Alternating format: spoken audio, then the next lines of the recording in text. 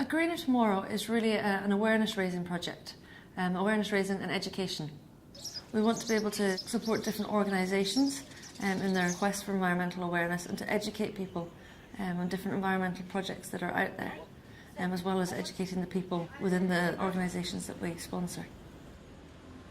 Here in Emirates, we've been running internal recycling programmes for about 5 years now. The money that's been raised through the recycling projects has always gone back into developing the projects further and other environmental initiatives across Emirates. But a couple of years ago, we realised that we'd built up a surplus of money, so we wanted to be able to do something with it that would impact the wider community. So initially, we put out a call for proposals and a call for nominations. So we had adverts on LinkedIn, National Geographic, some aviation websites, Facebook, and we also contacted universities and schools, and we asked sort of the general public to nominate environmental charities that they knew of, and also environmental charities could nominate themselves. We had well over 100 eligible entries from all around the world, real variety of different types of initiatives, so it was really interesting to learn all about the different environmental initiatives that there are out there. The 3 projects we selected are in different locations. So we've got one in Malawi in Africa, one in Pakistan and one in Manila in the Philippines.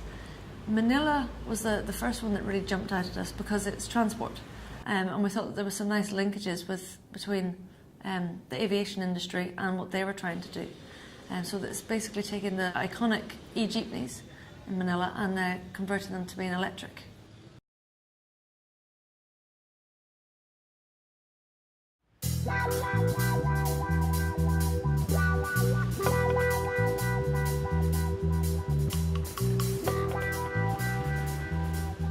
The e-jeepney or the electric jeepney is the electric version of the Philippine iconic jeepney, which is the most common form of public transportation in the Philippines. So the main difference is that instead of running in an engine, it has an electric motor, and you charge it and it doesn't emit any pollutants. We have a fleet of 20 e-jeepneys right now, and they are running in Makati City and also in Quezon City. Electric jeepney has no noise, no smoke, better performance in noise pollution than the ordinary jeep. Right now, the jeeps operate in dedicated routes for electric public transport. So they're called the Makati Green Routes, and they're the first routes of their kind in the country. One of the main problems of a highly urbanized city like Makati is that they have a lot of private vehicles. So there's really a need to introduce and to improve on public transport. We recognize that by merely putting more electric vehicles on the road, we don't actually help in solving the traffic problems. Instead of putting a new electric vehicle on the road, we actually take an existing jeepney and then we convert it into electric. The sad thing is that jeepney drivers are about 50% or more susceptible to air pollution caused diseases, especially like respiratory diseases, because they are very vulnerable and they are exposed to air pollutants all day, every day. Driving a taxi, we load gasoline or diesel, whereas in the electric jeepney, we only use the electricity. We are creating information about the e-jeepney. Everything in e-jeepney, we are telling to the passenger. So they say, oh, that's great. The passengers are nice and very cooperative. They like the electric vehicle because they don't hear noise. They don't inhale the black smoke. They like to ride electric jeepney because somebody say it's cool, amazing, and they request that more e-jeeps in Makati. We've seen that there's really now a momentum being built in introducing more electric vehicles on the road. So we really hope that there will be more electric jeepneys, and not just jeepneys, but also electric buses, electric tricycles, and then even improving the whole transport system in the Philippines. We are very proud that the electric jeep is being recognized all over the world. Electric jeepneys had no noise, no gas, and it's environmental friendly. And this is a very special jeep.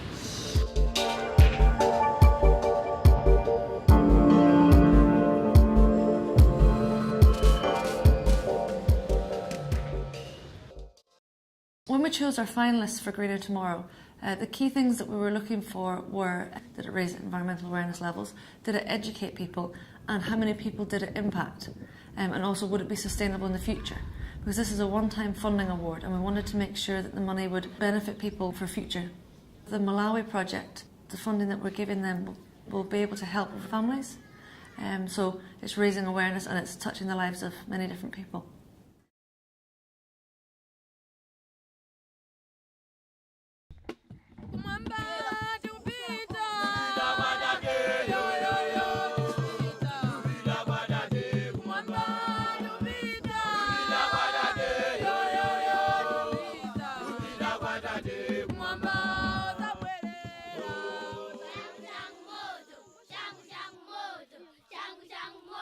Changu Changu Moto means fast, fast fire.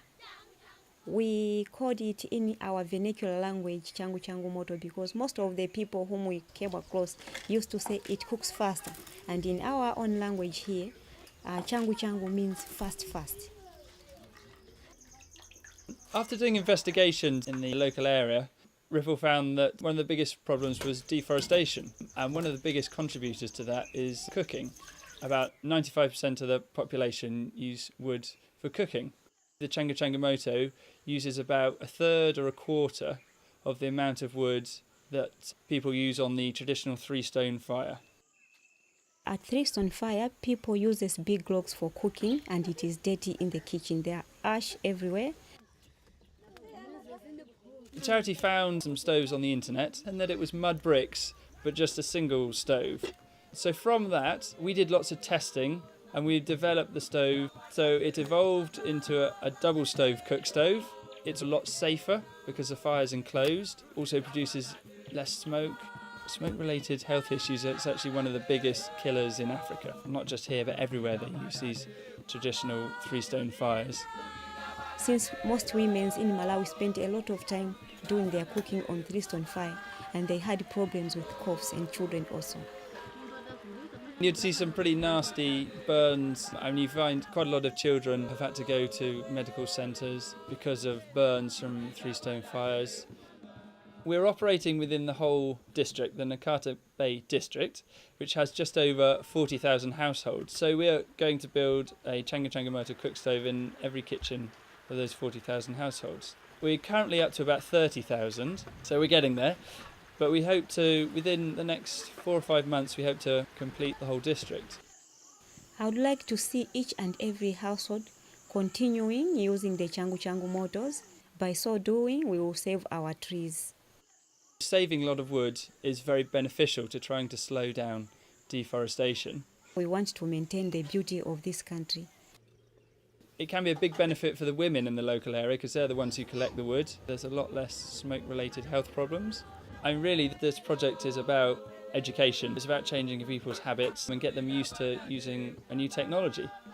By using a Changu Changu Moto, we will totally conserve all our standing trees and we will keep our community green.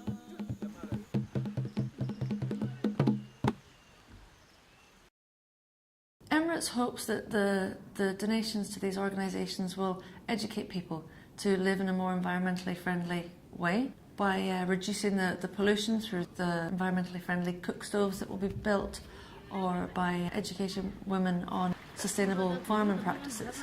And we hope that it'll teach them and plus future generations how to live in a more environmentally friendly way. And we also hope that by talking about these initiatives through our Facebook sites or on our website, that other people worldwide will learn more about these organisations. With Pakistan, it's a local village, and the main recipients will be women and children. There'll also be a women's and children's education and training centre set up, so it'll help villagers in the future, and hopefully people in surrounding villages will be able to come and learn some environmental awareness techniques.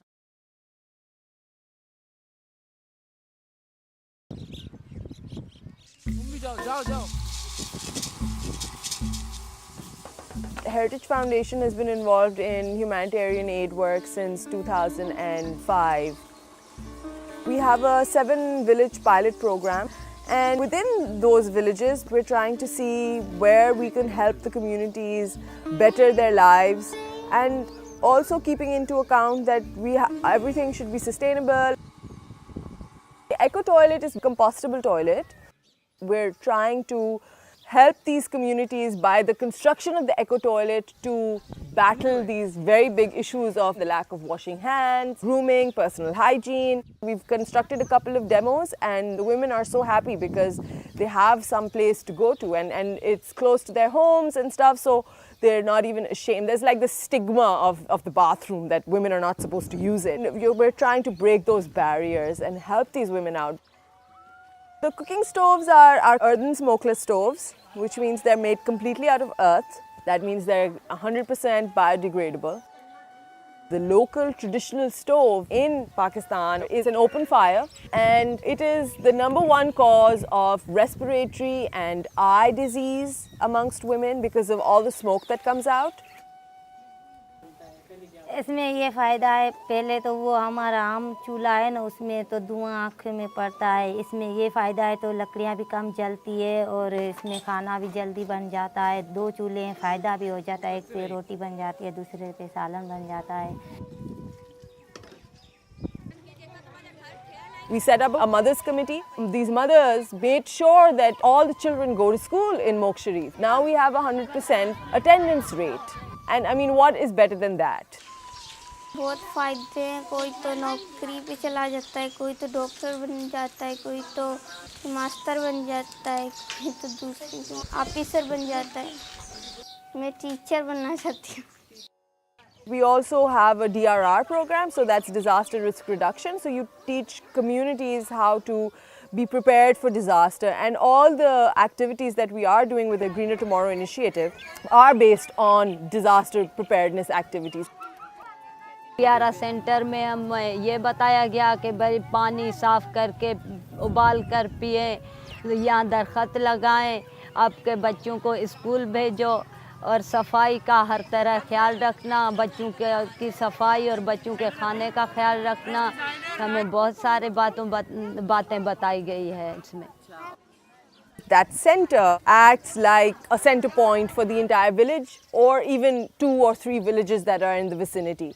Just gathering, just meeting each other and having a good conversation and some laughs is also like a privilege for these women. When you go to an area, the community is first of all downtrodden, living below poverty line, no idea of rights, no idea of basic things like health, like hygiene, like cleanliness, basic issues, no ideas, no awareness. It's like their only imaginable life is this. They cannot imagine something better for their children because this is all they know. But when you start to talk to them about education, the importance of being literate, the importance of being clean, of having a balanced diet, the importance of looking after the environment, it does change the people that they are. It makes them better. They actually actively try to make an effort towards these things. I mean, the thing is that a lot of people just look at developing countries and they think that, you know, it's just because they're poor and they don't care. But the thing is that they're just not aware. That's the basic problem. When you make them aware, they actually make an active effort in making a change. It really, really makes them feel like they are part of something big. It's been a lovely experience to be involved in this project, and I just hope that we can raise a lot of awareness for the charities, for the organisations that we're sponsoring for this, because it'd be really good to know that we can use our communication medium to raise awareness, and then the charities will be able to sustain themselves in the future going forward.